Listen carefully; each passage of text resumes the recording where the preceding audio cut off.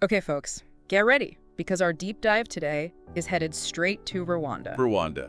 You heard right. We're talking about their super ambitious bid to host, get this, a Formula One Grand Prix. Wow. No, that's ambitious. F1 in the land of 1,000 hills, huh? And no, before you asked, I don't think they'll be designing the track around the mountain gorillas, although that'd be something else, wouldn't it? You're definitely right to bring up the gorillas, though.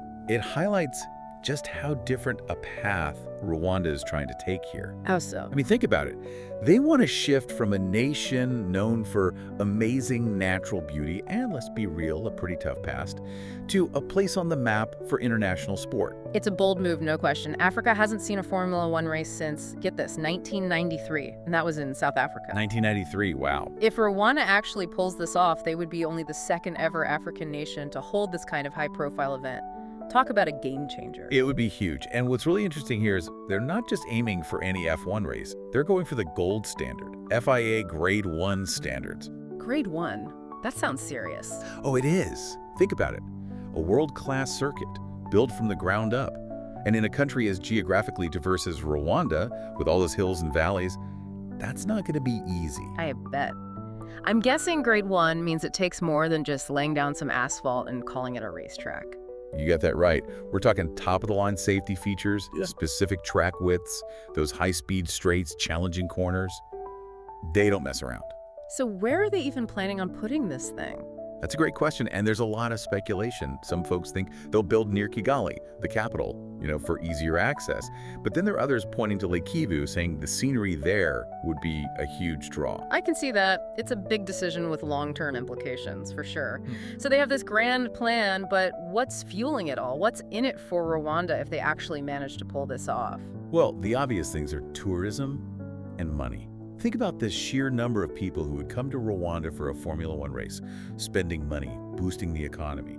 These races are global events. We're talking millions of viewers around the world. Everyone would have their eyes on Rwanda. Right, a chance to completely change how the world sees them. But it's got to be about more than just a quick cash influx, right? There has to be more to it than that. Absolutely.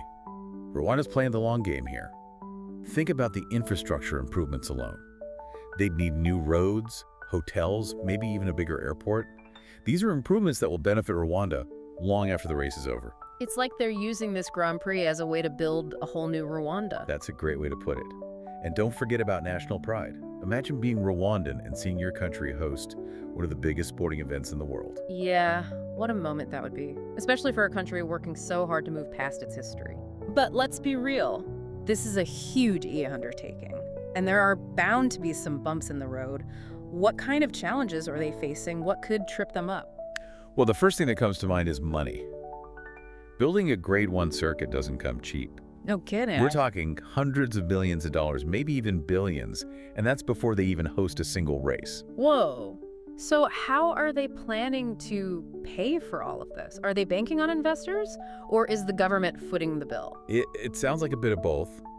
They're definitely looking for foreign investors, but the government sees this as a top priority for the country. Right, it's a national goal.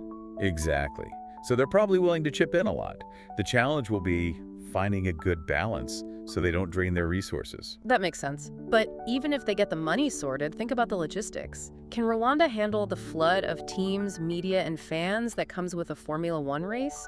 That's got to be a logistical headache. It's a big concern. Rwanda's infrastructure is getting better, but it's still got a ways to go compared to other countries trying to get on the F1 calendar. That's true. They'd have to make major upgrades to their transportation systems, places for people to stay, and they've got to make sure they can handle an event this massive. Right. It's not just about the race itself. It's about everything surrounding it. And speaking of competition, they're not the only ones vying for a piece of the F1 pie, right? Not even close. This is the tight race. Literally. Who else are they up against? You've got countries like Thailand and South Korea, both with strong economies and plenty of experience hosting big international events.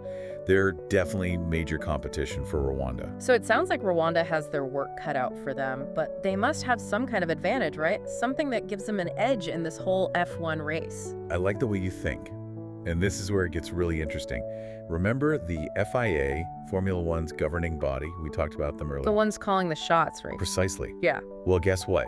This year, Rwanda is hosting the FIA award ceremony, a huge event where they'll be welcoming all the biggest names in motorsport. Oh, wow, that's a big deal. It's a golden opportunity for Rwanda to show off what they can do, to prove they're serious about Formula One, and to really sell their case for why they deserve a Grand Prix. It's like a job interview, but instead of resumes, they've got champagne and a red carpet. Exactly, and they need to nail it. This ceremony has been a launch pad for other successful F1 bids before. Really?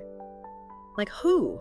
Take Abu Dhabi, for instance. They hosted the awards ceremony a few times before they landed a spot on the F1 calendar. So there's a precedent for this kind of strategy. It's like a foot in the door. You got it. And Rwanda seems to be following that same playbook. But even with this opportunity, there are still those nagging questions. Are they truly ready for something this big? It's like they're trying to show the FIA they're not just hoping for a shot at this, they're ready to go. But even if they totally wow everyone at the ceremony, there are still those big questions, the ones about the whole picture. Can they actually pull this off, and should they even try? Those are the questions, all right. And they're not easy to answer. I mean, on the one hand, you've got this potential for huge economic growth, for putting Rwanda on the map in a whole new way. Showing the world a different side of Africa. Right, and think about it. A successful Rwandan Grand Prix that could get other African countries excited about motorsport. It could be a whole new era for the sport there. New drivers, engineers, designers, all from Africa. Wow, that would be incredible to see. But we can't ignore the risks, right? Putting so much money and effort into this when there are still other things Rwanda needs, basic needs. It's a gamble, that's for sure. A gamble, absolutely, and that's what makes this whole thing so interesting. How do you balance ambition with responsibility? Some people say the potential benefits are too good to pass up, that it's an investment in Rwanda's future, but then others say, hold on, maybe that money could be used for more important things right now. Tough call. But no matter what, you gotta hand it to them. Rwanda's going for it. This whole F1 bid, whether they succeed or not, it says a lot about how they see themselves and what they want for their future. I totally agree. It's a bold move.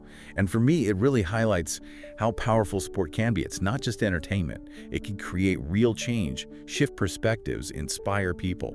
And hey, maybe someday, who knows, those race cars will be dodging mountain gorillas after all. Just kidding, folks. But seriously, what do you think? Is Rwanda's F1 dream worth the gamble? It's something to think about as this whole thing plays out. Thanks for joining us for this deep dive, everyone. Until next time.